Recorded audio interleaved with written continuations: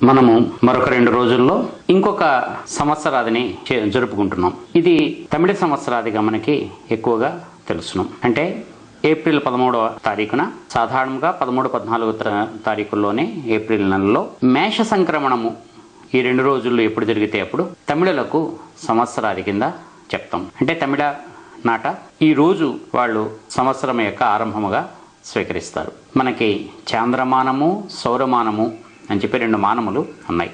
అంటే చంద్రుడి యొక్క నడక బట్టి నడిచేటువంటి లెక్క ఒకటి, సూర్యుని యొక్క నడక బట్టి నడిచేటువంటి లెక్క ఒకటి. మనము సుమారు 20 రోజుల క్రితము జరుపుకున్నటువంటి సంవత్సరాది చంద్రుడి యొక్క గమనం బట్టి లెక్కించినటువంటిది. చైత్రమాసము ప్రారంభముగా మనము దాన్ని స్వీకరిస్తాము. అది చాంద్రమానం బట్టి చైత్రమాసం యొక్క మొదటి రోజున మనము ఉగాది జరుపుకోవడం అనేది ఎక్కువగా తెలుగు, కర్ణాటక, మహారాష్ట్ర ఇటువంటి ప్రాంతాల్లో ఉంటే, సూర్యుడు మేషరాశిలో ప్రవేశించిన రోజున సంవత్సరాది జరుపుకోవడము అనేటువంటి సంప్రదాయము ఎక్కువగా తమిళనాట, కేరళ, తర్వాత బెంగాలు, అస్సాము ఇటువంటి ప్రాంతాల్లో మనకి ఉంది. చేత సౌరమానము ప్రకారము, చాంద్రమానము ప్రకారము కూడా మనము ఇలాగ సంవత్సరాదిని జరుపుకోవడం అనేటువంటిది చేస్తున్నాం. ఈరోజు అంటే ఈ తమిళ సాంప్రదాయము ప్రకారము మనము సంవత్సరాదిని చేసుకున్నప్పటికీ కూడా మాసము యొక్క పేరు మాత్రం వాళ్ళు కూడా చైత్రమాసము కిందే లెక్క పెడతారు. అంటే మాసముల యొక్క పేర్లు మాత్రము వాళ్ళకి, అంటే చాంద్రమానముని అనుసరించేటువంటి వాళ్ళకి, సౌరమానాన్ని అనుసరించేటువంటి వాళ్ళకి ఇద్దరికీ కూడా సమానమే. సౌరమానాన్ని అనుసరించేటువంటి వాళ్ళు సూర్యుడి యొక్క గమనము బట్టి సూర్యుడు మేషరాశిలోకి ప్రవేశించిన రోజు నుంచి సంవత్సరం యొక్క ప్రారంభాన్ని స్వీకరిస్తూ ఉంటే, చాంద్రమానాన్ని అనుసరించేటువంటి వాళ్ళు చైత్రమాసం యొక్క మొదటి రోజు ఎప్పుడు అవుతుందో అప్పటి నుంచి వాళ్ళు ఈ సంవత్సరం యొక్క మొదటి రోజుని స్వీకరిస్తున్నారు. ఈ 2 కాలగమనములో సూర్యచంద్రులని ఆధారముగా చేసుకున్నటువంటి విషయం మీద ఆధారపడినటువంటి 2 రకములైనటువంటి గణనలు. ఇక ఈ సంవత్సరాది ప్రారంభంలోనే మనకి మొన్న ఒక చిన్న సందేహం వచ్చి చాలామంది మనకి బ్లాగుల్లోనూ దాంట్లోనూ కూడా ప్రశ్న వేయడము జరిగింది. అదేమిటంటే, హనుమత్ జయంతి ఎప్పుడు, చైత్ర పౌర్ణిమ నాడు హనుమత్ జయంతి జరుపుకోవడం అనేటువంటిది చాలామంది చేశారు.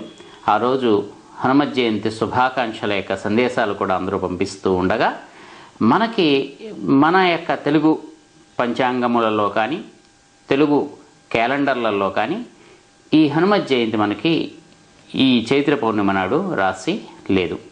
మన లెక్క ప్రకారము హనుమత్ జయంతి వైశాఖ మాసములో బహుళ పక్షములో దశమి నాడు వస్తుంది. అంచేత మనకి సాధారణంగా మే నెలలో హనుమత్ జయంతి వస్తుంది.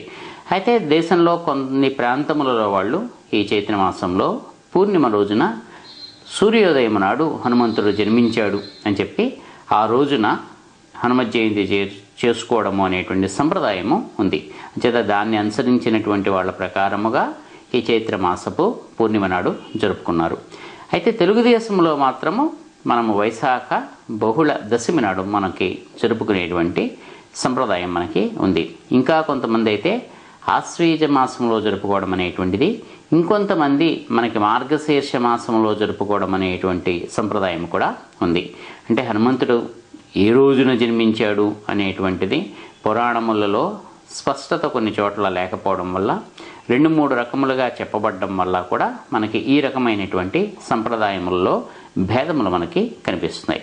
మనకి ఇటువంటి భేదములు ఎప్పుడు కనిపించినా సరే పెద్దలు చెప్పినటువంటి ప్రామాణికమైనటువంటి సూత్రం ఏమిటంటే, దేశాచారము ఏదైతే ఉంటుందో దానిని అనుసరించాలి అని చెప్పారు. అంటే ఆచారములలో అనేకము ఉన్నప్పటికీ కూడా మనకి దేశము, కాలము ఈ రెండింటిని బట్టి, అంటే అప్పుడు ఆ కాలములో ఏ ఆచారం అయితే ప్రచురముగా ఉన్నదో, అందరూ కూడా ఎక్కువ మంది ఆచరిస్తున్నారో అది కాలాచారము అవుతుంది.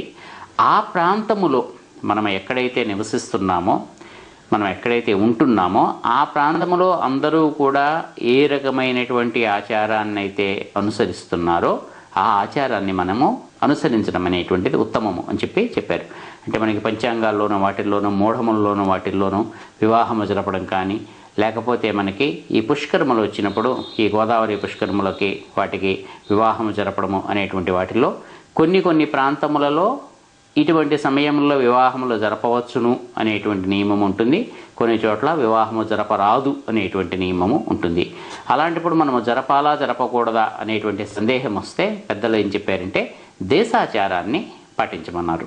అంటే మనం ఉంటున్నటువంటి ప్రాంతములో ఏ ఆచారం అయితే పాటింపబడుతోందో దాన్ని పాటించడం అనేటువంటిది చాలా ఉత్తమము. అంటే అక్కడ ఉన్నటువంటి వాళ్ళందరికీ కూడా ఆ రోజు మంచిది కాదు అని కనుక వాళ్ళు ఏదైనా కారణంగా అనుకుంటే మనం ఆ రోజున ఏదైనా సరే శుభకార్యం అనేటువంటిది తలపెట్టడము మంచిది కాదు. ఎందుకంటే అక్కడ ఉండేటువంటి జనములో కొంత అసంతృప్తి లాంటిది ఉంటుంది. ఇదేమిటి ఈ రోజున వీళ్ళు ఈ కార్యక్రమాన్ని పెట్టుకున్నారు అని చెప్పి అంచేత అనవసరమైనటువంటి ఈ రకమైనటువంటి అపోహలకి తావివ్వకుండా ఉండడం కోసం అని చెప్పి పెద్దలు దేశాచారము కాలాచారము అని చెప్పి చెప్పారు. అంచేత తెలుగుదేశంలో అందరూ కూడా హనుమత్ జయంతిని మనకి ఈ వైశాఖ మాసంలో జరుపుకుంటారు. కాబట్టి మనమందరము కూడా హనుమత్ జయంతిని ఆ రోజునే మనము జరుపుకుంటాం. అంచేత హనుమంతుడి గురించినటువంటి విషయాల్ని మనము ఆ రోజున చెప్పుకుంటాం. చేత ప్రస్తుతానికి మనకి ఈ వారంలో మనకి వచ్చేటువంటిది తమిళ సంవత్సరాది మేష సంక్రమణము. కాబట్టి సూర్యుడు మేషరాశిలో ప్రవేశించడం అనేటువంటిది అది చాలా ముఖ్యమైనటువంటి ఈ ఆస్ట్రాలజికల్ కంటే జ్యోతిష్ శాస్త్రపరంగా చూసినా సరే మామూలుగా మనం చూసినా సరే చాలా ముఖ్యమైనటువంటి సంఘటన.